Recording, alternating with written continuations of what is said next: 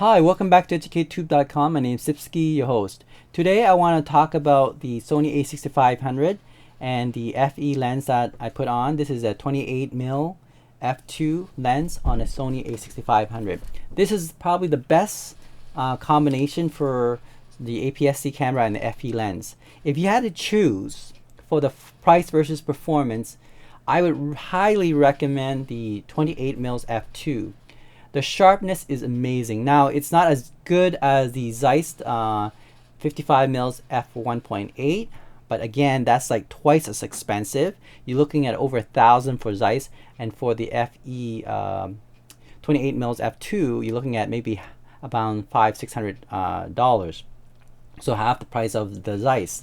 Now, in terms of ability to focus for fast action photography or video, this is the best, I would say. I'll show you the photo right now that I took of my son doing a basketball shot.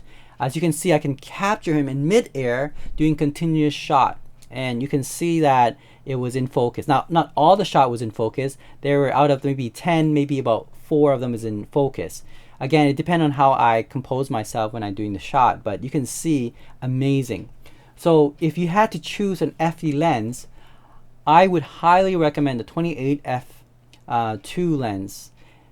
It is expensive for some people. You may say, you know, $500-600 is a little bit expensive, but you're talking about, you know, an FE lens, which is a full frame lens.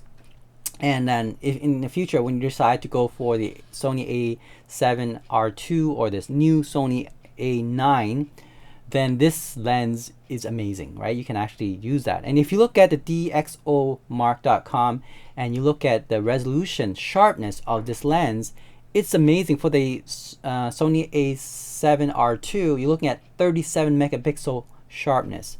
That's quite impressive. Now on the APS-C camera, the Sony a6500, maybe around 14-15 megapixel, which is, you may say, well, that's kind of low, right? But there is no lens for Sony lines, the APS-C camera lines, that has a sharpness greater than 15 megapixel. You can check that out. There's Sigma doesn't produce it.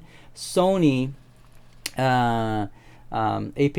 APS-C lens doesn't have that resolution, not yet anyway. I hope that they will eventually do that. This is why I resort back to this FE lens, because, you know, the 28mm f2 has quite high resolution, 14-15 megapixel. And I also have the Sony 50mm f1.8, and that's also quite good too. The only problem with it is the mechanical motor. It makes sounds when it's trying to focus, so it's not very good for video. But for this FE 28mm f2, for filming the video, there you can't really hear. I don't hear any the motor moving. So the internal lens is actually quite good. It's a silence motor. I believe it's doesn't give you noise while you're filming. And anyway, when you're doing a filming, usually use a external mic.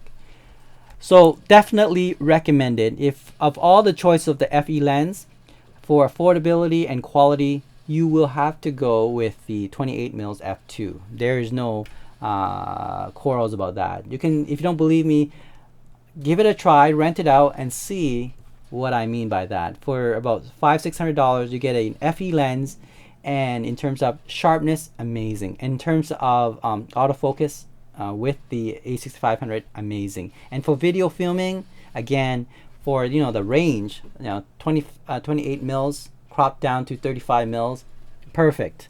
So again, this is the best lens for Sony a6500. So write down your opinion, and if you can find a better lens, the FE lens anyway, or even the APS-C lens that comes that can fit on the Sony a6500, write a comment below. Right, we're talking about a lens that's autofocus, not manual. Thanks for watching. EducateTube.com.